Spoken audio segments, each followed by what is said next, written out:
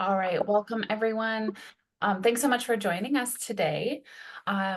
We are sort of funnily calling this Scope-temper, this series of webinars. So today is the first webinar in a two-part series.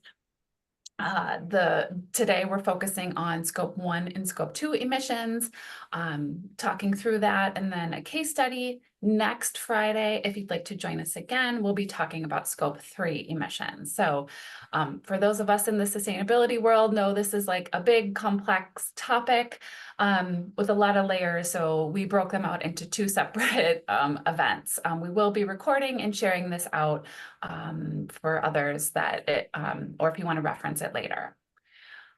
So before we get started, I'm just gonna welcome you all, introduce myself. I'm Jessie Servio-Ortiz, the Managing Director of the Wisconsin Sustainable Business Council. We're really here to accelerate the integration of sustainability for business. We do that primarily through our kind of self-serve model of membership, where we facilitate education, much like this, access to our Green Masters program tool for measuring and improving your sustainability outcomes, and then facilitating connection. So that's what we do in a nutshell. I just talked over that. So I did just want to share a few other upcoming events aside from next Friday. Like I mentioned, the second part in this series. Next Wednesday, we do have our greenhouse gas working group, which is typically just for members. However, we have opened it up and we're doing kind of a broader conversation around choosing tools to help you measure greenhouse gas and other metrics that you're gathering for your sustainability data collection. So if you're interested in joining that, that's just email me. I'll drop my email in the chat at some point for you to email me.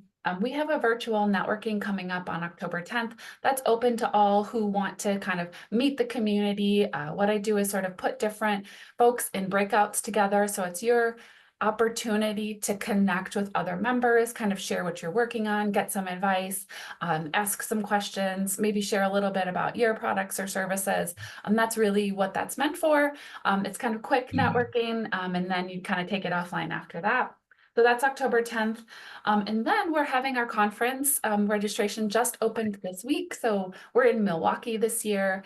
The awards reception will be November 12th. The conference will be November 13th in Milwaukee at Harley. And then we are hosting a change management workshop on the 12th before the awards reception. So more details on all of that coming, and also on our website. So as I just mentioned, the conference, our theme for this year is navigating sustainability, charting a course for positive impact. So it's kind of the high level theme of the event. We're excited to sort of be at the iconic Harley-Davidson Museum. Everybody who registers will get a museum ticket with registration. So that's kind of exciting that you can use on your own time or anytime, really. I think it's good for a year. So join us then. And then also this event today is co-sponsored with Be Local Wisconsin. So I'm going to hand it over to Kathleen. She's going to share a little bit more about them and their events upcoming. Great. Thanks, Jessie. I'm Kathleen Nickerson. I'm the Director of Utility Partnerships at 3 Degrees and a Be Local Wisconsin board member. And so we're super grateful to have the opportunity to bring this webinar series to you. And I'm excited to introduce you to a couple of my colleagues at 3 Degrees coming up as well. But first, Be Locals, if you're not familiar with that concept, we are a place-based community of people using business as a force for good. And at the core of every Be Local are certified B corporations. So those are for-profit companies that use the power of their business to create a shared 100% connected to Yellow. Sorry. I don't know where that's coming from. Anyway, creating connections and increase the positive impact of the B Corp community in the state of Wisconsin. And I think we have 25 certified B Corps in the state now. So we're super excited about that. But we do have some upcoming events that we wanted to tell you about. First one on October 4th, we have a virtual forum to build to help us all build up our personal and community resilience that we're going to need during the upcoming election. On October 24th, we're hosting a happy hour at Lakefront Brewery, which is also a certified B Corp. And I see Kelsey here, so thank you, Kelsey, for that from Lakefront.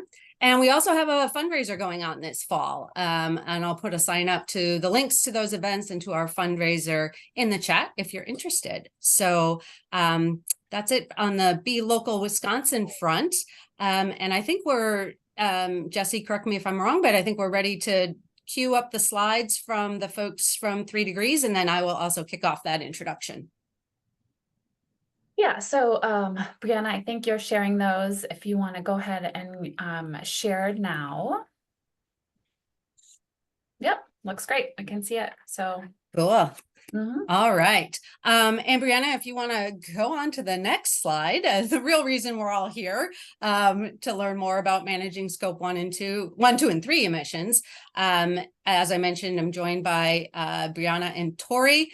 Would each of you like to give a quick introduction to yourself? Sure thing. Hey, everyone. Really glad to be here. My name is Brianna Amoroso. I'm a manager on our Power Markets team at 3 Degrees. Tori and I are both part of the consulting arm of 3 Degrees. I have a background in buildings, so like building efficiency, that sort of thing, working with utilities on their smart grids programs. And I have been at 3 Degrees for 3 years, working heavily on scope 1 and 2 decarbonization strategies for our corporate clients globally. So that is me. I'll hand over to Tori. Thanks, Brianna. Hi, everyone. I'm Tori, also very excited to be here.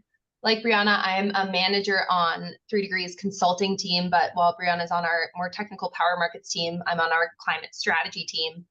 A lot of my work at 3 Degrees focuses on helping companies set climate targets and plan out how they're going to achieve them. So a lot of road mapping, we call it, to reach net zero. And a lot of my work also focuses on carbon credit procurement strategy. So helping companies procure the highest quality carbon credits that they can and minimize reputational risk associated with engaging in the carbon market. And that's what I'll be speaking to in today's presentation. I've also been at 3 Degrees for about 3 years, and prior to 3 Degrees, my background was on the climate resilience side, focusing a lot on food system and water system resilience in the US. Thanks. Cool. You want to go on to the next slide? Great. So before I turn it over to Brianna and Taylor to talk about scopes, let me introduce you briefly to 3 Degrees in case you're not familiar with us, but we've been operating in the climate solutions space since 2002, helping companies take urgent action on climate change. We operate on 3 continents and have over 300 employees. Next slide, please. And we have also been a certified B Corp since 2012, joining over 8,500 other companies around the globe who are using their business as a force for good. We're very proud of this certification and very proud to be part of this growing movement. Next slide. Great. So 3 Degrees delivers climate solution services across a wide range of companies working to address their climate impact, from utilities, which is the space I work in, to Fortune 500s, to small and medium businesses as well. We are experts in renewable energy certificate supply. We're a strategic partner for supporting and developing carbon reduction and removal projects, and a leading provider of transportation decarbonization solutions as well.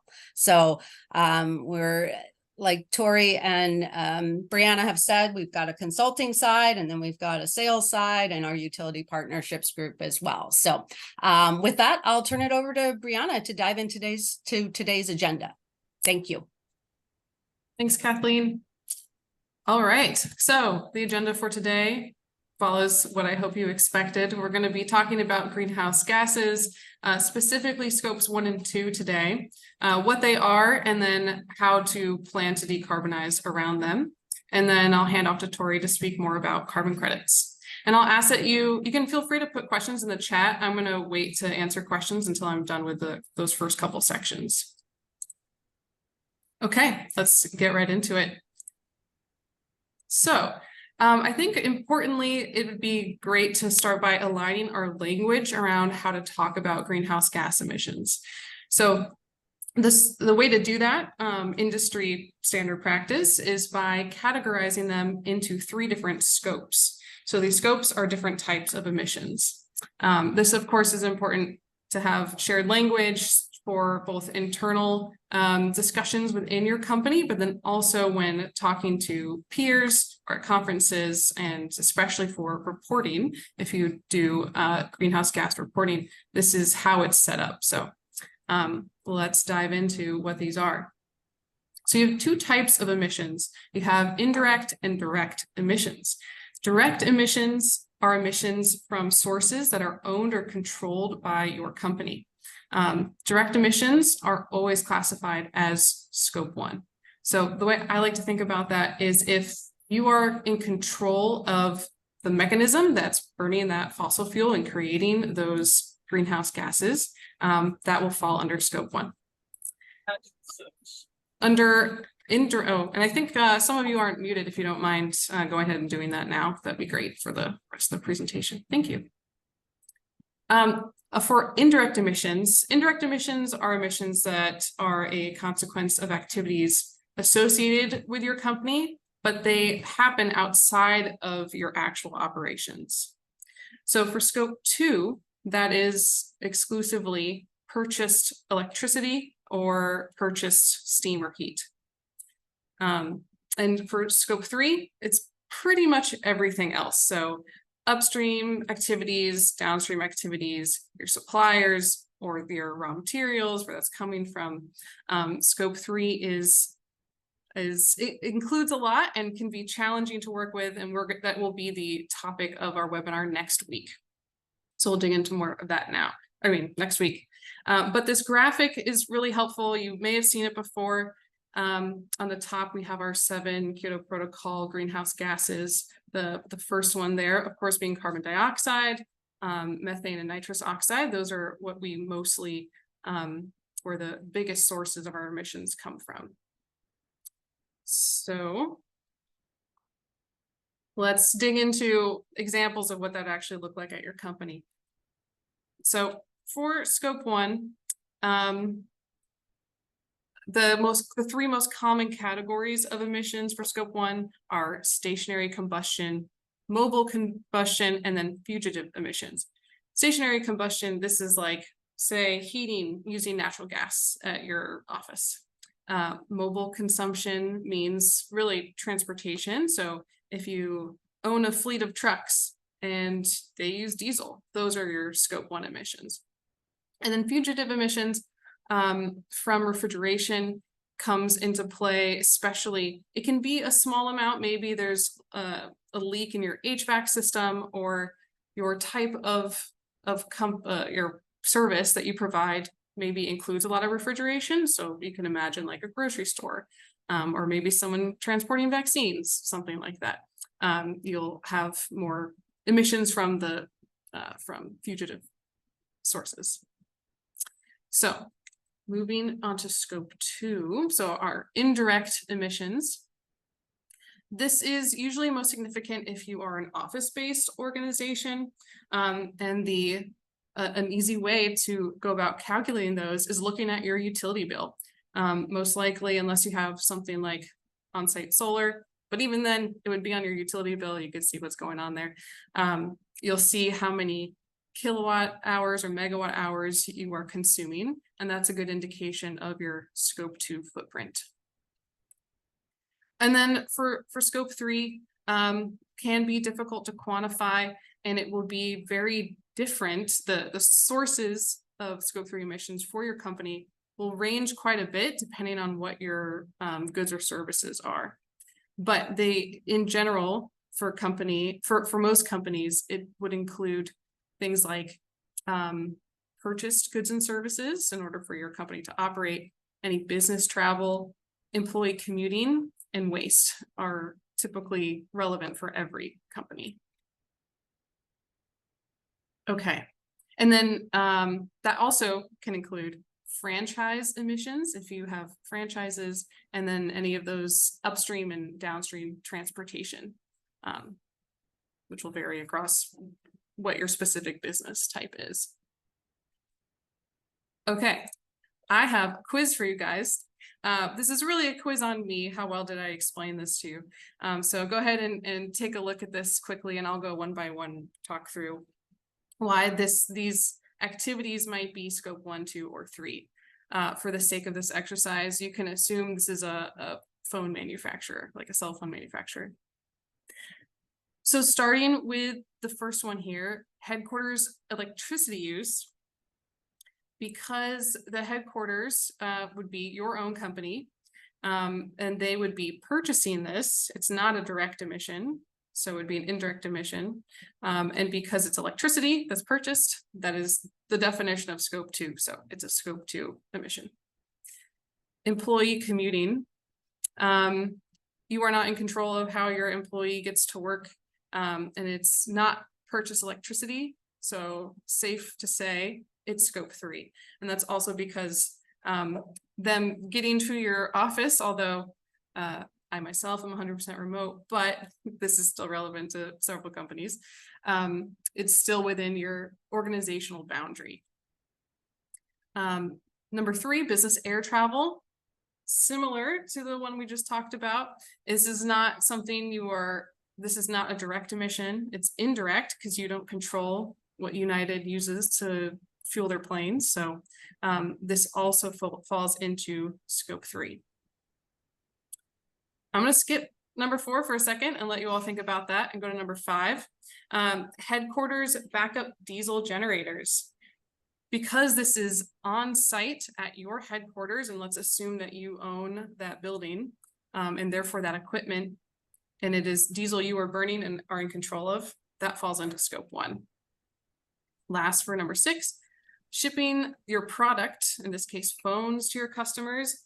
You are in control of what the ship uses to fuel, like the shipment of your product. So that falls into scope 3 as well. And then number 4, coming back to it, did you get it right? It's also scope 3, and that's because your product is being used. This is like through its life cycle. It needs to be charged with electricity, but you don't determine how that customer is getting their electricity, where it's coming from, if it's renewable or not. So that is also scope 3. Okay. There are our answers. And let's move on.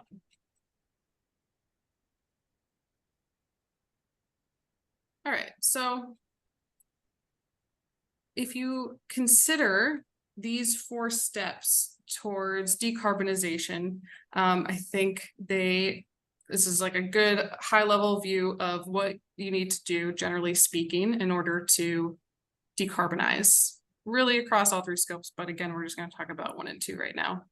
I'm going to do a bit of a deep dive into step 1 in a second here, but essentially, once you understand your organizational boundaries, what is within your control, and what greenhouse gases you need to be finding data on and collecting data for in order to report out, that is your first step you need to do. So that can look like a greenhouse gas inventory. And with that data, you can then set a baseline for yourself. You can start to think about setting goals or targets. So that is the first step. Once you have all that data, there are many renewable energy options to consider. So based on what your usage is, you can then go about figuring out if you need to prioritize maybe energy efficiency, or maybe on-site solar is best, or buying RECs. That's all part of step 2. So figuring out what is the best fit option for addressing all of your greenhouse gas scopes 1 and 2. Next, what I find to be the fun part, this is what I spend a lot of my time doing, the implementation. So this could look like purchasing renewable energy certificates or RECs, implementing that the energy efficiency program at your office or your factory, and then talking to your electricity or gas retailers or utilities to find out what programs that they have for you for to actually purchase renewable energy from them.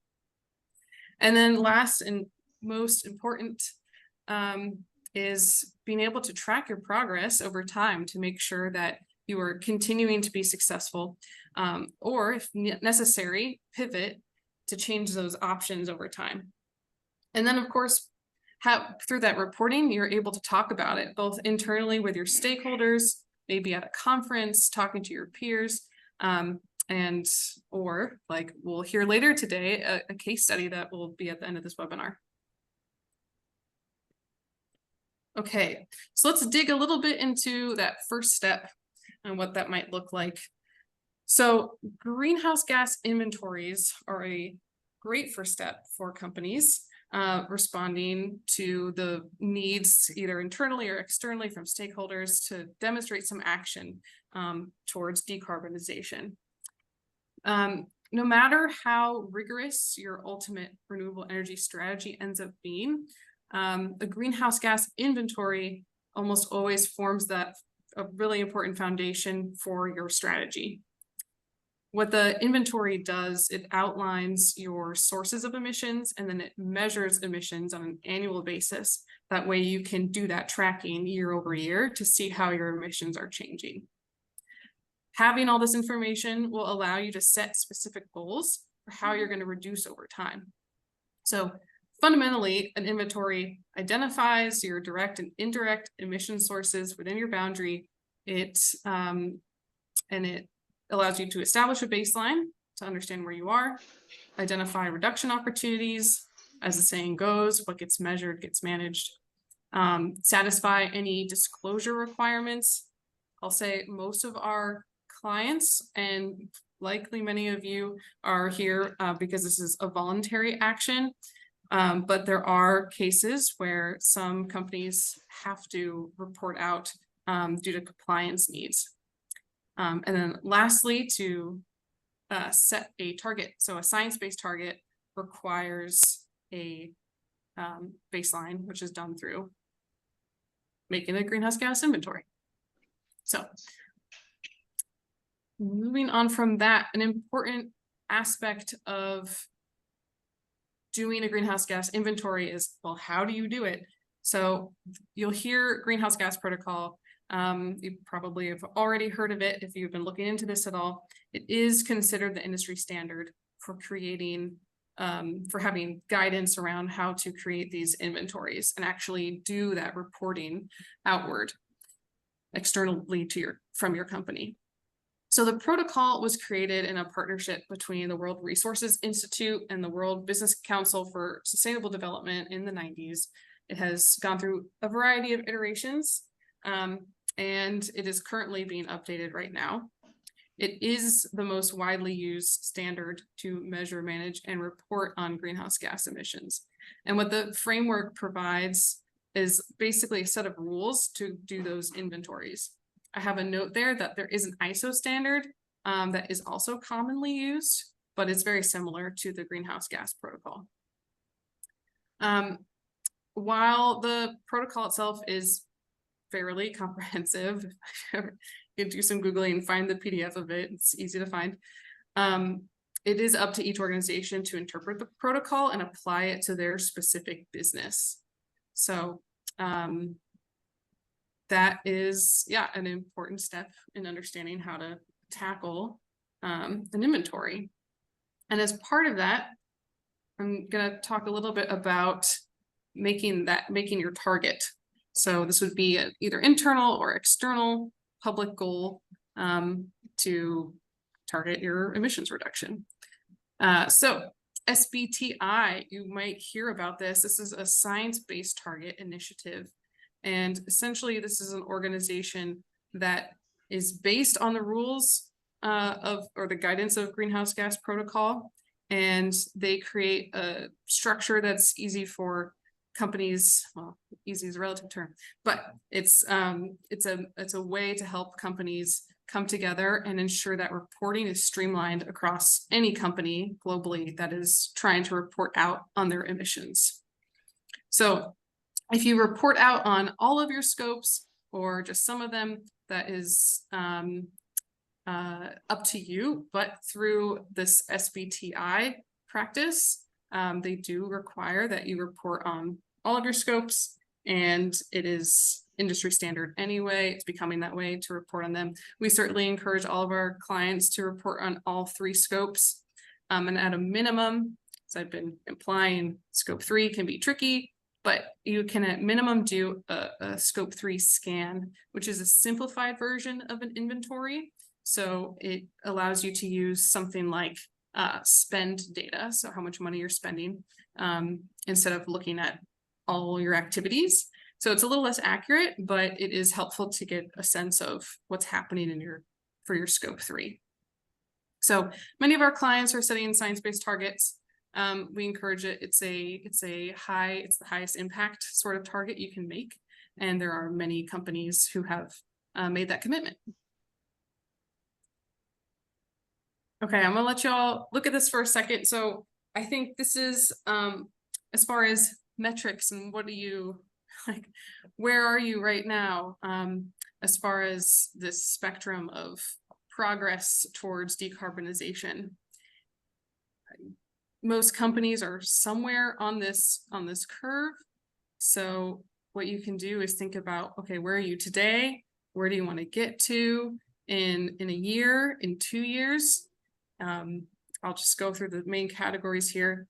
Like we were talking about setting your goals. That means you're going to need to have data in order to do that. Just as I'm sure many of you know, you're just getting that data and verifying it and making sure you can get the same data that's consistent year after year. That alone is a big step, but that allows you to start thinking about your goals and begin doing some at least internal communications. And then once you move through those 4 steps I talked about before, you can hopefully get towards implementation.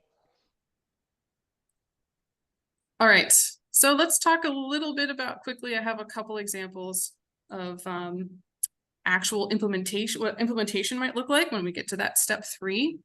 So just looking at scope 1 and scope 2, and we'll go through all of these, but essentially for both of them, you can do an assessment of your scopes 1 and 2, come up with look at the options, pick a strategy, and that's an important step.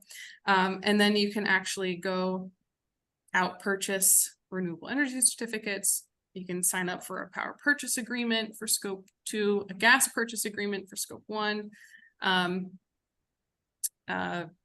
Yes, there are lots of options. So these are some of them.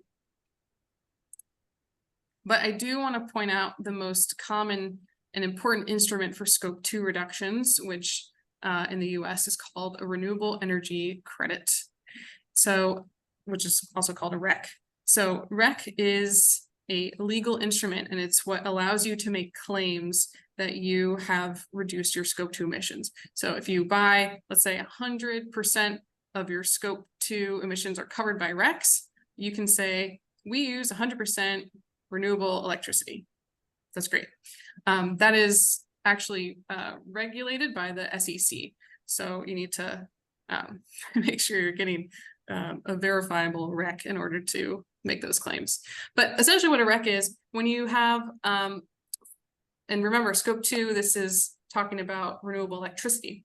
So if you have like a natural gas plant, it goes online, creates electricity, great, that's it. If you have like a wind project and it creates electricity, it doesn't just create electricity, it also creates a REC. So for every 1 megawatt hour of electricity that's renewably produced, that's wind and solar, you also get 1 REC out of it. That REC can be sold with the electricity or on its own. But either way, your scope 2 options are mostly going to be around different ways to obtain RECs. And then they get retired in your name on your company's behalf, and then those are yours, and they are not double counted. So we do have a version of this on the scope 1 side. It's not as clean. Here's why. The greenhouse gas protocol does not currently recognize any action other than physical separation, which means literally getting renewable natural gas to your site and using it for scope 1 reductions. They don't accept a credit like a REC version, which at the bottom bullet there on the left, you'll see we do have something like that that's similar to a REC in concept, but it is not currently allowed by greenhouse gas protocol, which means science-based target doesn't allow it either. So this is a tricky area. The headline takeaway, though, to keep in mind is that there are actions that companies are taking today to obtain renewable natural gas to make some claims, or they're buying some credits anyway, because the greenhouse gas protocol won't update their guidance until they'll have draft guidance next summer, and then in 2026 they'll have their finalized version. So a lot to consider there. And with that, I will pause for any questions. I want to make sure though that we have enough time for Tori, so I'll take a couple. I'm going to start from the bottom in the chat. How does a REC differ from purchasing renewables from the utility? Yes, I know. So what you need to make sure is that the REC is retired on your behalf. So if We Energies has a REC-based program, then you need to make sure they're not retiring it on their own behalf. They need to retire it on your behalf. Otherwise, it becomes double counted. Let me see. And feel free to come off mute if you want to ask a question too. There was lots of good questions in the chat, but most of them actually were answered. I was going to just comment on We Energies program. I don't know if anyone else here uses this. In my opinion, might be somewhat biased, I admit. However, I'm not the biggest fan of We Energies Energy for Tomorrow program. I do think purchasing through a third party is a better way to go, because it does verify that the RECs were retired on your behalf. I also should say that, you know, it's been a long time since I used that program, and so things might have changed. However, in the state of Wisconsin, We Energies isn't always the best player when it comes to proactively greening the grid. So I do recognize my bias there.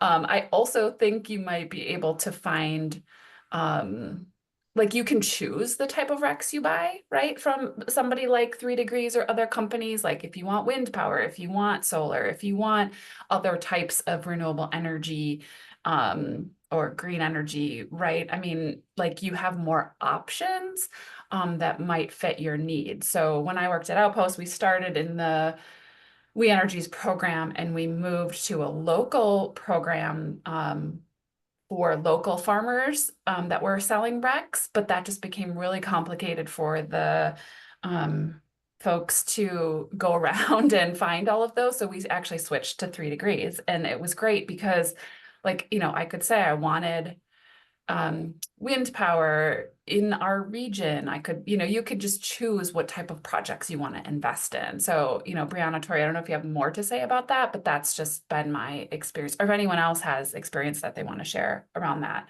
that would be my thoughts on that.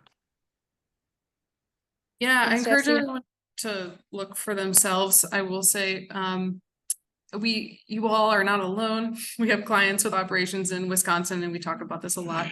One thing to keep in mind, whether you get your RECs from any broker, sometimes that can be easier, like you're saying, Jessie, because you're not paying for the utility to obtain the RECs. You can just go to them and say what you want. So there can be some cost efficiencies there too. But yeah, I encourage everyone to keep I say this as a previous consultant for utilities to, you know, put pressure on me. Keep asking them.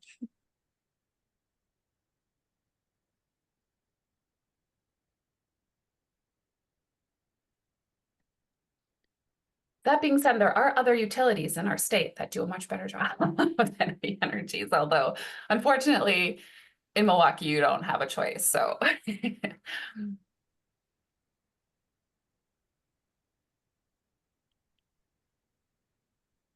I think we could move on to carbon credits, and then with time at the end, we can revisit any of these lingering scope 1 and 2 questions that folks have. Okay, so turning our brains from options to directly reduce scope 1 and 2 emissions to a different beast, which is carbon credits. First, I want to go over what carbon credits are, again, to make sure we're all speaking the same language, and then how they differ from other credit or certificate types like renewable energy certificates that Brianna just went over. So to start here, a carbon credit is a market-based instrument that represents 1 ton of greenhouse gas emissions either avoided, reduced, or removed from the atmosphere, as compared to a business as usual scenario where the carbon project did not occur. Carbon credits can be categorized, as you can see here, as avoidance, reduction, or removal credits. The terms avoidance and reduction are kind of used interchangeably in the carbon credit space. And removal credits are sort of seen as a separate category from avoidance and reduction. The whole idea behind creating and buying and selling carbon credits is that carbon credits offer companies a way to fund emission reductions or removals beyond their sphere of influence and beyond what would have occurred without carbon project financing. You may also hear carbon credits referred to as offsets. The terms are synonymous, but the term offset is becoming less popular, and we at 3 Degrees are intentional about not using the term offset because it implies that carbon credits can cancel out or offset or neutralize ongoing emissions. And carbon credits really aren't perfectly interchangeable with a very real unit of emissions that a company is choosing to continue to emit. And we'll get into a little bit more about the kind of claims we do recommend later. So on the next slide, we have a more detailed description of how carbon credits play a distinct role in corporate climate strategy compared to other certificate systems. And in this case, we're using renewable energy certificates as the focus, since we have a nice definition of that in mind from Brianna's section. So as we've discussed, renewable energy certificates represent exclusive ownership of the renewable attribute of 1 megawatt hour of renewable energy. And those certificates are typically applied to scope 2 emissions, and they can be used to reduce emissions in a specific part of a company's reported scope 2 inventory in alignment with the greenhouse gas protocol. But on the other hand, we have carbon credits. Carbon credits are typically applied to a company's scope 1 and or 3 emissions that cannot otherwise be abated on the way to net zero, and then matched to remaining emissions in the net zero year and every year beyond. However, the key distinction is that they cannot be used to directly reduce reported emissions in a company's inventory. They have to be reported separately from the inventory, so it's in a separate ledger. So next, I want to ground us a little bit more in what kinds of projects actually generate carbon credits. As you can see here, there are a multitude of different project types available in the carbon market, and they span both avoidances and removals. We can categorize projects into the 5 buckets that you see on the screen, and they all focus on reducing, avoiding, or removing any of the greenhouse gases you see at the bottom of the screen. So it's the same basket of 7 gases that Brianna had on that scope 1, 2, and 3 diagram at the very start of the presentation. So hitting on some of the major project categories here, we have renewable energy and fuel switching. So that could be adding new renewable energy to the grid, which is seen as higher quality if it's done in a least developed country where it would have been difficult to finance the addition of renewable energy to the grid otherwise. And one quick note on that is a renewable energy project cannot generate both RECs and carbon credits. It's just one or the other. Another really popular type of project in this renewable energy and fuel switching bucket is clean cook stoves, where very emissive traditional cooking methods, which is basically cooking over an open fire, are replaced with high efficiency stoves, and the emission reductions from that switch are quantified and issued as carbon credits. Moving on to the next bucket, we have methane capture and avoidance. So that includes capture of methane with flaring from landfills. So the methane is burned and turned into carbon dioxide, which is a lower global warming potential greenhouse gas. And then also livestock waste management. So that's improved manure management. Next, we have forestry and land use. This could be forest, grassland, or wetland preservation. So that would be an avoidance or reduction credit. You'd be reducing the emissions from deforestation compared to a business as usual case. Or you could have new or restored forest, grassland, or wetland. That would be where you're actually adding biomass that wasn't there before. So it's considered a carbon removal because you're growing trees or grassland or wetland plants that are taking in carbon from the atmosphere and storing them in their biomass. Next, we have industrial process improvement. These projects can be very custom and bespoke based on the industry where they're being implemented, but a common example is replacement of sulfur hexafluoride in industrial processes, and also destruction of ozone depleting substances, which are extremely high global warming potential. And then finally, we have innovative tech-based removals. And this is a project type that you might see in the media a little bit more than others because it's the kind of exciting new cutting edge technologies that are cropping up to remove carbon from the atmosphere and store them for the long term. So it'd be something like direct air capture with storage of carbon in concrete, for example. On the next slide, we wanted to show another way that the carbon market tends to think about bucketing these projects. So on the x-axis, you can see the same distinction we've been talking about, that is removals versus reduction and avoidance. And then on the y-axis, we've separated projects into nature-based solutions versus technology-based solutions. That one's a little bit more intuitive. So just to walk through some examples here. Again, we talked about reforestation and afforestation being a case where trees or other plants sequester carbon from the atmosphere in their biomass. So that's considered a nature-based removal. Avoided deforestation or avoided conversion of lands is a nature-based avoidance. And then moving up to quadrant number 1, we have projects that are tech-based avoidances. So that would be something like putting more renewable energy on the grid or installing electric vehicle chargers.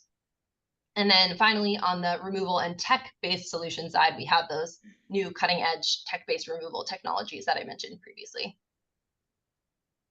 One final note here is that price point does vary sort of predictably by credit category.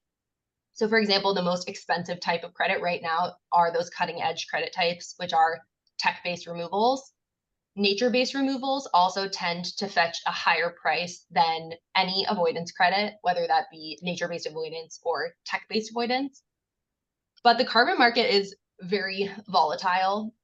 Prices vary within project types by the year in which the credit was produced and by the geography where the credit was produced. So it's hard to give sort of like broad strokes sense of price, but generally removals are more expensive than avoidances. Okay, next, I wanted to provide some quick context on how carbon credits are measured and how their quality is checked. So first, the credit is actually created using one of the project types that we just went over. So this is where the emission reduction or removal actually happens in that first chevron. Next, the emission impacts have to be measured according to a science-based peer-reviewed methodology that exists under one of the major registries in the voluntary carbon market. And the registries are nonprofits that work on creating those very robust methodologies to certify carbon credits with the fewest quality issues possible. Once projects are certified under registries, which that in and of itself requires initial monitoring and quantification and then verification by a third party, the registries also have rules about ongoing cycles of monitoring and quantification and certification. So the registries are really like the core entity in the voluntary carbon market that provide a basic level of quality assurance by approving and issuing methodologies, and then saying whether projects are set up sufficiently in accordance with those methodologies before credits are certified. And then they actually serve as sort of databases in and of themselves, where they allow tracking of who is retiring the credit. So no credit can be counted by two companies. But you all have probably seen some of the criticisms of the voluntary carbon market in recent years, which does indicate that registries alone are not enough to ensure credit quality. And that's because it's extremely, extremely difficult scientifically to quantify each carbon credit perfectly with 100% certainty. There are always flexibilities in the methodologies that unfortunately project developers have an incentive to game where they can so that they can issue more credits. So for that reason, we first and foremost recommend that any company looking to buy carbon credits does their own deep due diligence on specifically those weak points in the methodology, looking at how a project in question has taken conservative approaches to those sticking points, and then also looking at the credibility and the experience of the specific developer of the project in question. And then our other key recommendation to any company buying carbon credits, the one hand is like make sure that you can identify and buy high quality credits using those due diligence mechanisms I just talked about and buying from one of these major registries. I should say there are actually 5 major registries, even though only 3 are shown here. The other half of how do you make credible claims based on carbon credits, first half being buy high quality credits, the other half is make transparent claims. So that's on our next and final slide. So as we put in the title here, companies should ensure that claims are as transparent as possible to avoid reputational risk of engaging in the voluntary carbon market and avoid making claims that are misleading or overstate the benefits of carbon credits. So in the gray box here, we've described the sort of offsetting or volume-based claim that companies have traditionally made in the voluntary carbon market. And this is where companies purchase a specific volume of carbon credits in order to claim that an equivalent volume of their emissions has been offset or reduced. And that's a common basis for carbon neutral claims. The issue with this approach is that it can encourage purchase of cheaper, lower quality credits. If, let's say, a company has a large emissions profile they're looking to match and a set budget for buying carbon credits, it can sort of create a race to the bottom in terms of trying to find the cheapest credits, even if they're lower quality. And then the other key issue with this type of claim is that it requires extremely high confidence in credit quality to mitigate reputational risk, because you're saying that every credit you buy is perfectly quantified and perfectly equivalent to and fungible with a very real unit of emissions that you're producing. So we're increasingly seeing companies shift over into this green box type of claim, which we're also increasingly seeing supported by major pieces of guidance in this space. And this is where, instead of focusing on buying a certain set volume of carbon credits every year, companies instead decide to allocate a certain amount of funding to carbon credit purchases. So either a percentage of revenue or based on an internal carbon price or whatever system companies want to use. And then they either report their investment amount or the volume of reductions or removals that they have contributed to. And the benefit of this is that it allows companies to consider purchasing higher priced but lower volume credits. So those like really cutting edge carbon dioxide removal credits, for example, tend to be very costly compared to other credits that companies might buy under the volume-based approach. And conversely to the previous approach, this approach proactively reduces reputational risk because it's not making any equivalency claims with ongoing emissions. It's focusing on, yes, we're reducing emissions as much as we can, and at the same time, we're contributing to global mitigation because we realize that, you know, our efforts to reduce emissions collectively are not happening quickly enough. So that brings me to the end of our prepared content, and I would love to pause for any questions on this section or on the section that Brianna went over.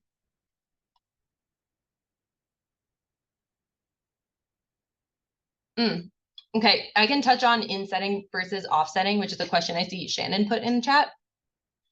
So offsetting is the way that carbon credits have traditionally been used, where it doesn't matter whether a project is occurring within your supply chain. In fact, it's expected that it's occurring somewhere else in the world. And Therefore, those credits have to be reported separately from your physical emissions inventory. Insetting is an emergent idea born out of the fact that companies are realizing that they need to start really reducing their scope 3 emissions in order to hit their targets, especially near-term 2030 targets that are quickly approaching, where companies are like, what if we could identify a carbon project opportunity that's within our supply chain and use infrastructure like that already developed for the voluntary carbon market to quantify and verify the emission reductions or removals within our supply chain, and then count that in our actual inventory. So like count that as reducing our scope 3 emissions. So the key distinction there is whether the project can be proven to be within your supply chain. But the big caveat here is that the greenhouse gas protocol does not actually yet allow that kind of market-based mechanism, as Brianna was touching on earlier, to be included in scope 3 accounting. And nonetheless, some companies are moving out ahead on this because of the GHG protocol's slow pace of revisions and the fact that they need to achieve their scope 3 goals soon. And also it can be very complicated for companies with complicated supply chains to identify what projects are indeed within their supply chains. So guidance on that is still very much under development.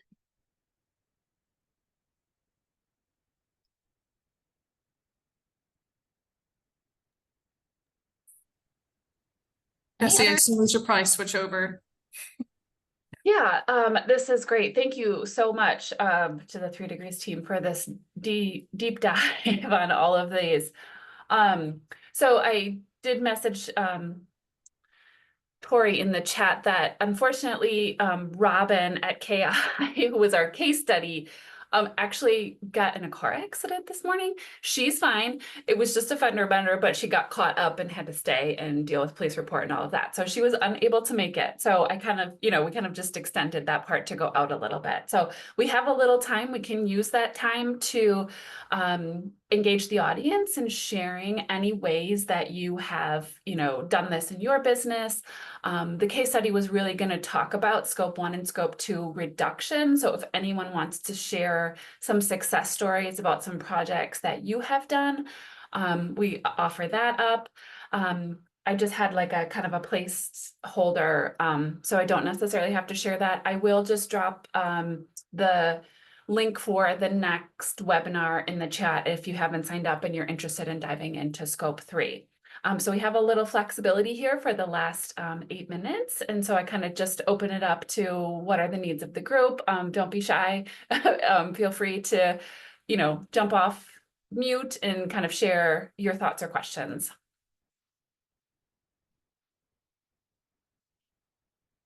Or examples.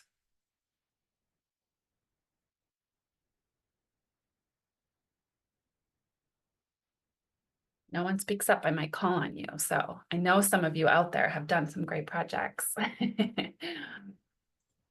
I'll jump in probably with some of the work in progress, especially on the scope 1 and 2 side. So our company has a rather large footprint of 5 different types of facilities. So I think where we've found a lot of advantages really starting to tap into local incentive programs and trying to rinse and repeat that. So it comes as simply as focusing for certain types of facilities on LED lighting, looking into even just is our equipment programmed correctly, and a lot of that comes to life by trying to look through energy assessments and testing those out across our network. So that's definitely been the path that we've been on. And then we do have a very large fleet as well. So we have a lot of considerations for our vans and straight trucks as well that we're working through. Great. Thanks, Brad. Tori and Brianna, Elisa had a question about federal funding and if you're seeing that play a role in any of this topic. I mean, I know it might play more of a role in direct reduction versus some of the carbon credits or RECs, but any experience there with what you're seeing with customers? Yeah, definitely. So the Inflation Reduction Act, it won't impact you directly, but it will impact you indirectly, because what it essentially did was provide, it renewed the federal tax incentives for renewable energy developers to develop wind and solar, and now battery standalone without wind and solar, which is important for capturing our overnight wind and using it later when we're all using electricity, and as well as funding things like green hydrogen, which the idea is hopefully that'll become important for things like shipping or other heavy work that needs to replace things like diesel. So it has allowed the renewable energy developers to continue to build wind and solar since those tax credits were set to expire. They also opened up more types of tax credits for those developers to encourage them to invest in communities that historically are either affected by, from like a health perspective, or through an employment perspective of of fossil fuel generating electrical facilities. So like a power plant running on natural gas, or let's say a power plant running on coal. And now that coal power plant has shut down because wind and solar are cheaper than coal at this point. So they price them out. So it allows, it encourages development in those areas to improve job opportunities, that sort of thing. So the availability of projects, and then hopefully some of those savings from the developer side will be passed on to you, whether through RECs or if you're doing a direct agreement with them. I would add too, Jesse, so from the IRA side, we've actually been able to greenlight some of our on-site solar projects because they do have a 30% tax credit. So for those that are smaller producers, it actually has definitely helped in some of our areas. And in the same different part of the IRA, actually, we're going to be looking at for electric vehicles. I think a lot of people might know it's pretty well publicized that, you know, consumer cars have the credits out there. They also have a slightly larger incentive if vehicles are larger. So we'll be exploring tax credits coming up from the IRA for our electric vehicle fleets that will continue to start to roll out. We've been piloting a lot of them now, but I think it's been really helpful because it's starting to help some of the economics with those two pieces in particular. That's great, thanks. And I know, Brett, you and I kind of talked about this a little bit on the forklift side, electric forklifts too. There's money for that available. So if anyone has forklifts in their operations that electrifying that, there's money for that as well. Michelle, I see you have your hand up. Oh, yes, thank you. And I just saw somebody put in the chat a tool that I'll have to check out for calculating the scope emissions. But that was going to be one of my two questions is I'm calculating our scope 1 and our scope 2 emissions. And I have this really nice tool that the person before me had used to calculate. And she has a ton of conversion metrics that she gathered from eGrid, and then it looks like NCAFE. I think that's how you say it, the conversions, and I verified that they're all up to date.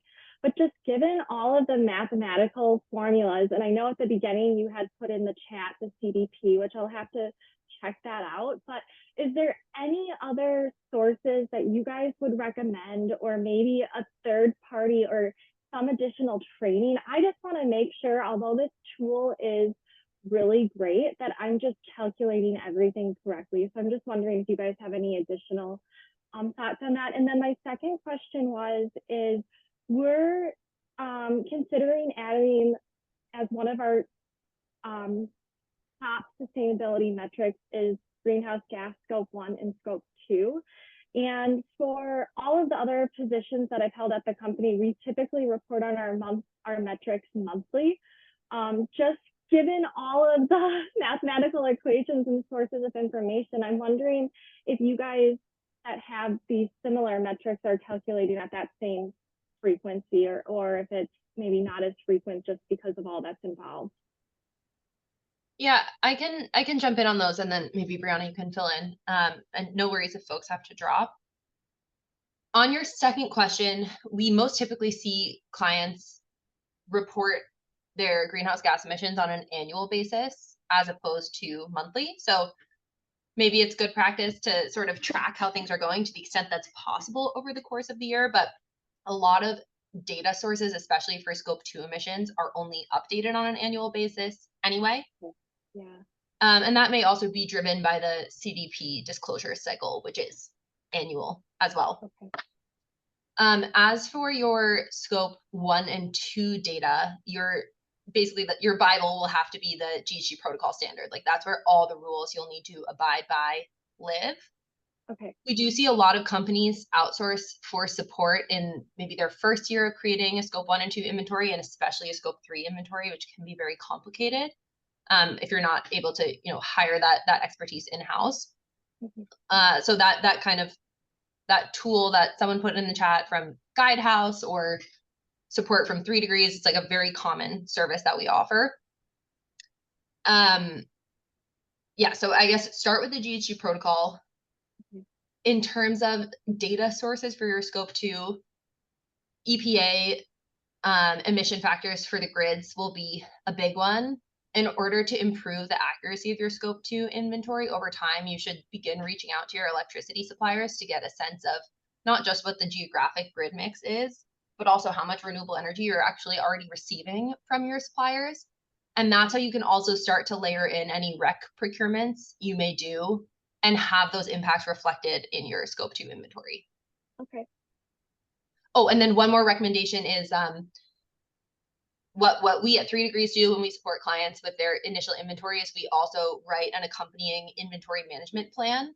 That's just a document about how exactly the inventory was calculated, all the assumptions you made, all the data sources you used, so that you can go back to that every year to ensure that any changes that happen year over year in your inventory are a result of actual data changes and not process changes.